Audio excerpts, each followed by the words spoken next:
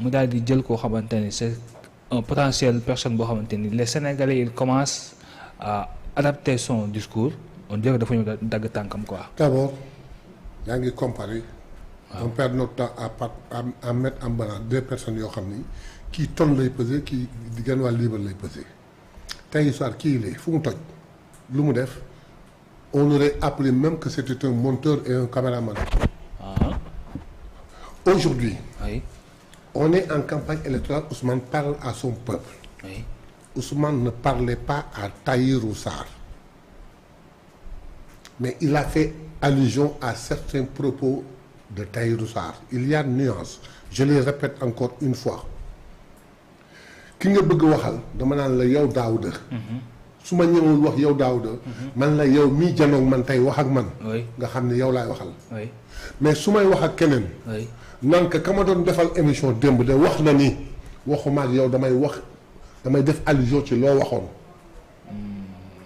so du Ousmane Sonko. en attendant ñuy am d'autres développements. da ngay déglu la sortie de sëñ Bara Ndiaye Cheikh Bara Ndiaye. Cheikh Bara Ndiaye nee na c'est un loup moom sax ils l'ont contacté par des autorités de que je ne veux pas citer. buy jàpp ay nit fii di pour ñu stigmatiser pousser dehors.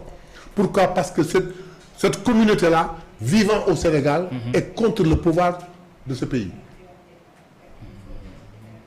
Il parle de nationalistes. Avant may répondre ci lu Ousmane Sonko wax. Oui.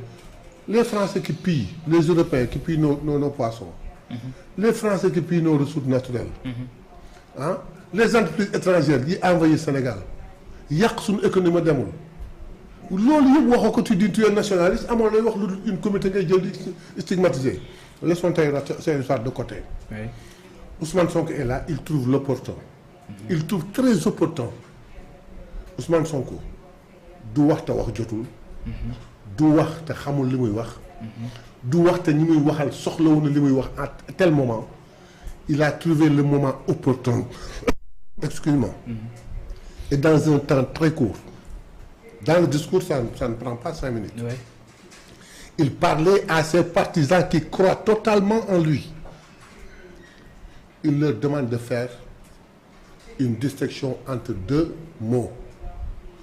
Nationaliste et patriotisme. Nous, il dit, nous sommes des patriotes.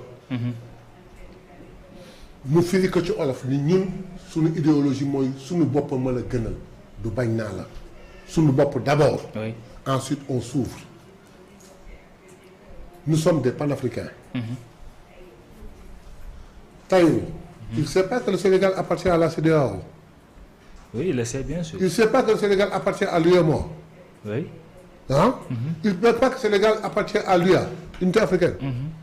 Il parle de nationalisme naka ngay mën a bokk ci ay entités internationaux avec toute la réglementation ba pare ngay wax ne nationalisme la libre circulation des biens et des services bu CEDEAO naka la koy def peuple boobu muy stigmatisé carte d'identité bi ñu yor carte d'identité CEDEAO la qui leur permet d'aller n'importe où n'importe quand. mais boo ensuite dans son discours nga dagg séjour aussi. non attendez moo tax man la yaa nga doon ñëw. Dans son discours et dans le discours de Ousmane Sonko il y a des similitudes. Combien? Réciprocité de visa avec les Européens. Oui. am na Ousmane Sonko a parlé de carte de séjour am na pourquoi il n'a pas pris le côté positif muy côté négatif ensuite su ma doon moom damay noppi. parce qu'il bénéficiait de la sympathie des partisans de Pastef. ñu koy suivre mu yaakaar ni moom toj na fii. Le lendemain après sa sortie. Oui. Mais il est tombé à zéro. Mais je retiens une seule phrase dans ses propos. Oui. nee na Ousmane Sonko dafa bëggoon mu ñëw topp ci ginnaawam. waaw ñu toog photo daf ko ci réseaux sociaux yi et cetera loolu la wax de. déglu ma wax la benn affaire. Oui.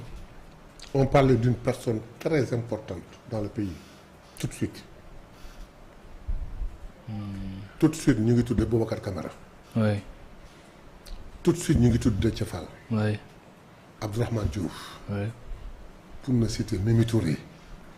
Aïda Mbodj dama bañ a jum ku lim bàyyi am koo bàyyi tous ces gens là kenn ku ci ne mën na yore réew moom mënu soo yore quartier et ces jeunes là sont derrière Ousmane Sonko seen aura di gën a yokku su amee chance Ousmane Sonko xool ko amul qualification amul xarañul am bara boppam feesul ni ko kaay topp sama gannaaw pour mu gëng la du ci daw ba dee et puis il traite Ousmane Sonko de ce que tu as dit tout de suite je n'ose pas le répéter c'est là où je refute tout ce qu'il avait dit parce que Ousmane je le connais mieux que quiconque peut-être su ma ko mënul xam mieux que quiconque mais ma xam que avant qui que ce soit je l'ai connu depuis 2002 politique boole wu noonu c'est 14 ans après 2002 c'est 12 ans après la soog a ñëw dans la politique fekk na man ma defoon politique ba bàyyi du fen du sàcc du lekk lu lewul du jëw du jaxase du rambaaj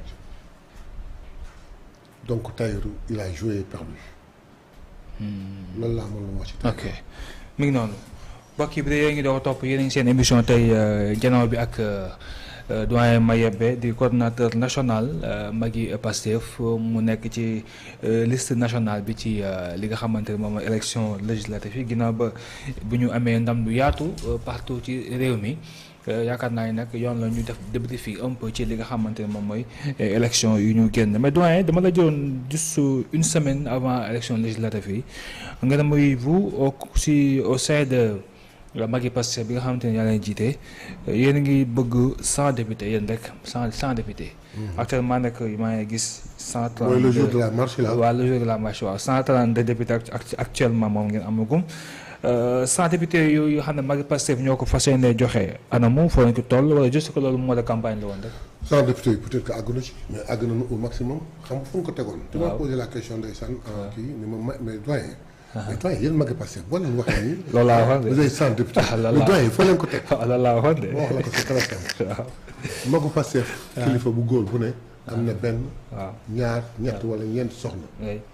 Maggi Pastef bu jigéen bu ne. am na borom kër. ñoom am nañu njaboot bu góor am nañu njaboot bu jigéen. njaboot yu góor yi am nañu soxla njaboot yu jigéen yi am nañu borom kër. njaboot yu góor yi ak yu jigéen yëpp am nañuy xarit. am na ay goro yu góor am na ay goro yu jigéen. goro yu góor yooyu am nañu wayjur yu góor am nañu ay xarit am nañu ay am di jàmm. suñu parvenir wax en tant que patriarche des familles. kenn ku ci ne jóg dox ko dajale njaboot gi wax ko suñu ko defee au Sénégal suñu xoolee le nombre de Maggi Pastef qu'on a suñu xoolee un Maggi Pastef bu ne 25 personnes qu'est-ce que ça peut donner c'est pourquoi on a projeté. ñu teg sa babam yàllaay dogalam. Le temps n'est pas dévolu et on n'évoluera même pas. C'était notre vœu nous avons œuvré pour ça. àgg nañ ci yàlla xam àgguñu ci yàlla xam li wóor ba wóor mooy Pastef globalement a réussi son pari. Voilà. ok Pastef a réussi ci liste bi yow. bon tey jii ñaata. mais may ma parce que tudd nga Maggi Pastef. parce que bëgguma foon ñëw def privilège Maggi Pastef kese. mais tu vas me permettre ici de remercier tous les coordinateurs les responsables de Maggi Pastef dans les communes dans les départements et dans les régions. Bien que ñun on était sur la nationale. ñoom ils étaient dans leur partition di sa liggéey boo xam ni soo xoolee résultats yi rek da ngay gis. ils ont participé vraiment au bon résultat qu'on a obtenu.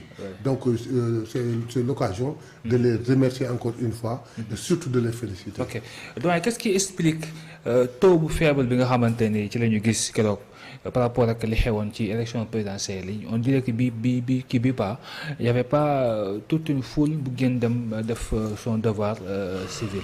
lu tax bi pas mu xaw a faible.